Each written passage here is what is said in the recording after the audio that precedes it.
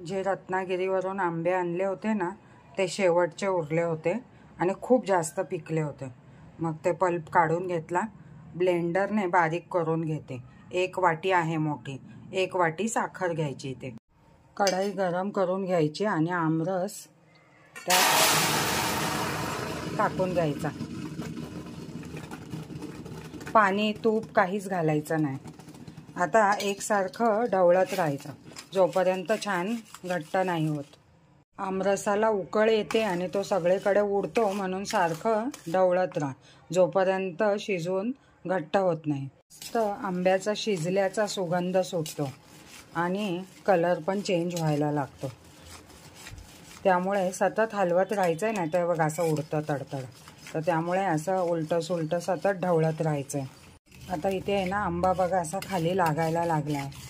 तर समजा आता हे मिश्रण शिजलं आहे म्हणून आणि छान सुगंध सुटलेला आहे. आणि हे फार उडतं त्यामुळे आपण इथं सतत ढवळतो आहे. तर 5 ते 7 मिनटं सतत ढवळलं आहे गॅस मोठा करून आणि छान असा आंबा शिजला. आता साखर घालू. इथे बघा 1 वाटी साखर घेतली छोटी, आणि म्हणजे जर 3 वाटी रस असेल ना तर 1 वाटी साखर घ्या. आणि वेलची पूड लगेच घेतली आहे मी याच्यात.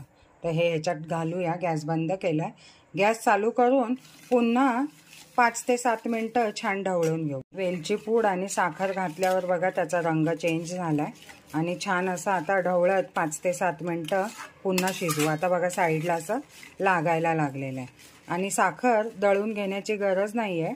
मिश्रण घट्ट आणि गरम असल्यामुळे पटकन त्याच्यात साखर वितळून जाते. तर असंच ढवळत राहूया. छान हे शिजून आता घट्ट झालेलं आहे. तर तुम्ही ह्याला बॉटलमध्ये भरून सरबत म्हणून वापरू शकता किंवा याला प्लेटमध्ये पसरून वड्या लावू शकता. तर हे छान आता घट्ट व्हायला लागलेलं आहे. तर टिफिनमध्ये द्यायला जेवल्यानंतर गोड खाण्यासाठी छान अशा वड्या. तर हे असं बघा खाली आहे ना लागायला लागलं आहे. तर समजायचं पाक छान शिजला आहे. आणि आता बंद करून टाकायचं आणि 2 मिनटं हलवत राहायचं. खूप उडतं आहे ते अंगावर. तर हाताला लागल्यास तर कपडा हे करायचा. आणि छान असं बघा शिजलेलं आहे. या आंब्यामध्ये दोरे नव्हते त्यामुळे खूप छान झालेलं आहे. तर आता हे बॉटलमध्ये भरून पाहुणे आल्यावर पटकन बर्फ टाकून सरबत देऊ शकता तुम्ही, किंवा प्लेटमध्ये लावून साठं बनवू शकता. अशा बऱ्याच गोष्टी याच्यात करता येईल. शिरा वगैरे बनवताना पटकन याला घालू शकता. तर हे फ्रीजमध्ये 1 महिन्यापर्यंत छान राहतं.